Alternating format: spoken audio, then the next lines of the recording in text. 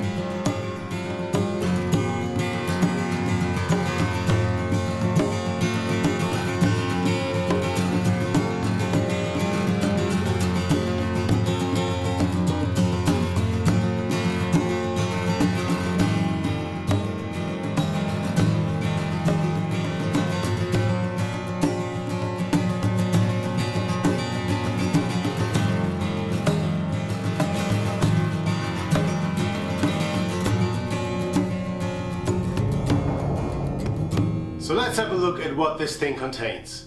It's a metal barrel, very sturdy, and in the lid there are two motors with 1000 watts each, and they create a negative pressure inside the barrel, and these are the two air outlets, one for each motor, and you have a switch that you can switch on each motor separately. So if you don't need that much suction, you can use one motor only, or if you need more suction, you can use both. And the barrel has a 10 centimeter or 100 millimeter or 4-inch inlet, and that's mounted at such an angle so that the barrel acts as a cyclone. And inside the barrel, you can open it like that.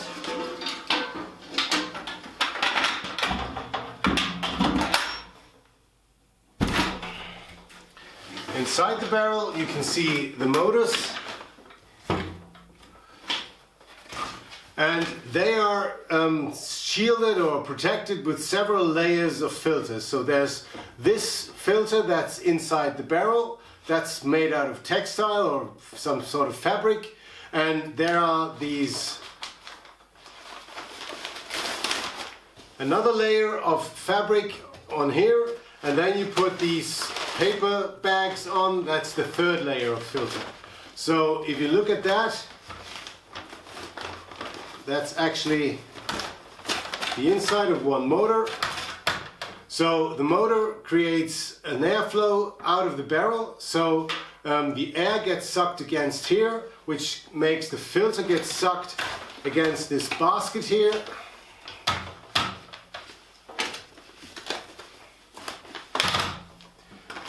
and the paper bag then is sucked against here, and that fabric bag here also gets sucked in so that the outside perimeter is free, so that the dust can circle like a cyclone inside the barrel. So these 3 layers of filters protect the motors, and the dust then stays inside the barrel, and the fabric filters, they can be washed, and the paper bags, they can be brushed off first, and if they do get stuck full of fine dust, I don't know if they do, but I'll find out in a couple of months, they can be replaced, but I suppose that these paper bags are not that expensive. So how does it work? You might know the typical dust extractor, which looks a bit like this. And this works on the principle of having the motor create an airflow away from the machine and then out into a dust bag. So you have the motor between the machine that you want to collect the dust or the chips of, then the air with the chips go through the impeller or through the motor, and after the motor they go into some sort of dust container. This works a little differently. This creates a vacuum inside this barrel, which is why the barrel has to be that sturdy, and the air with the chips comes in here, then the chips and the dust remain inside the barrel, and only then does the air go through the motor and out here at the outlets. So the difference seems to be that with the first type, you need to move a lot of air for them to work properly. So you have to use large diameter hoses. Typically you have those 4-inch or 10 centimeter hoses, and you can't really reduce the size of the hose because then the extraction results get worse. This seems to be different with this type. So with this type you can use a smaller amount of air and smaller hoses, and the results are still very good. At least that's what they're advertised for. I'll get some long-term results and get back to you with another video in a couple of months once I learn if this actually works properly or not. But it seems to be the case, and this is one reason why I got this type, because obviously in a small shop you have machines that have smaller dust outlets. For example, my table saw has a 60 millimeter outlet, and I want to use this as a shop-vac as well. So I got some gear that you can use the small hose and attach some pipes to it, and then vacuum the floor basically, or collect the dust on top of surfaces. And you can even use this to hook it up to a handheld sander or whatever handheld machines. And that was one big reason for me to get this, because I'm much more flexible. I still can use a large 10 centimeter hose, and obviously it has the inlet for it, and I already got one of those hoses if I ever use a larger machine, but I can also use this like a big powerful shop vac. At this point, I'd like to thank Maschinenhandel Meyer, who supported me with this video by selling me this dust extractor to a reduced price. It's a German online tool and machine shop, and they have a lot of useful information about dust extractors and other machines in their shop. The online shop might look a bit dated, and it's easy to overlook and think maybe that's not a very up-to-date shop, but if you look closely, you'll really find a lot of very useful information and a comprehensive overview of what dust extractors there are, what to look out for, what specifics they have, and what you need for your shop and your conditions. They did their own tests with all the dust extractors they sell, so they didn't just go by the specifics that the machine manufacturers gave them, but they measured the airflow and the suction capacity and so on by themselves, and they measured how loud they are, and they give you all this information in a very clear chart, and they give you information on what to use each dust extractor for. So if you want to suck the chips of a planer, that you obviously need perhaps a different machine than if you want to use it as a shop vac and so on. And they have a lot of this information in their online shop, and they even created a white paper with a lot of basic information of what you need to know when you want to get into dust extraction and understand how this type of machine works. So thanks again. I'll put a link to the shop in the description and a link to the white paper as well. And once again, if you're looking to buy machines and are in Germany or in one of its neighboring countries, it's well worth having a look. So let's do a quick test of how good this thing works. As my shop is usually absolutely spotless, I had to collect deliberately a couple of chips and dust for this test.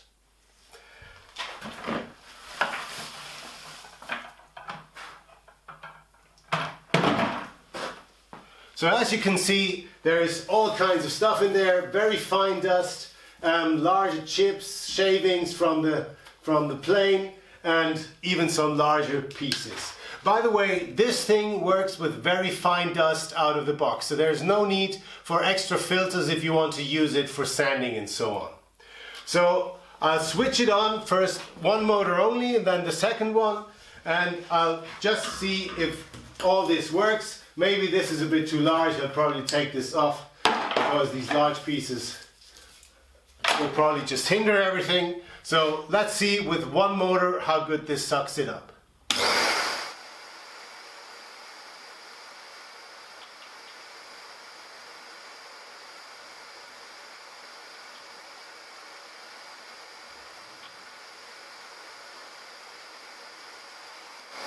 One motor, now two motors.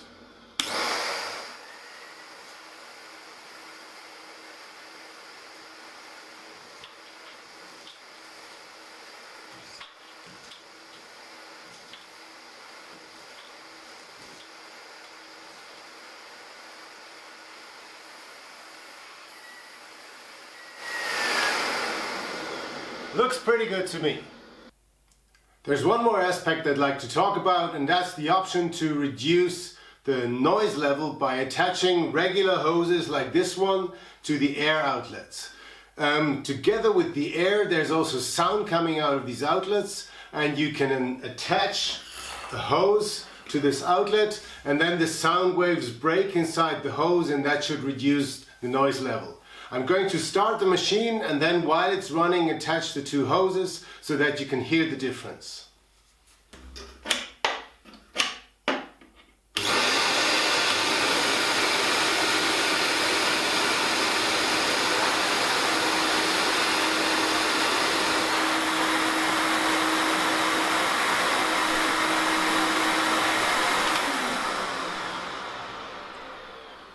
Attaching both hoses reduces the noise level significantly.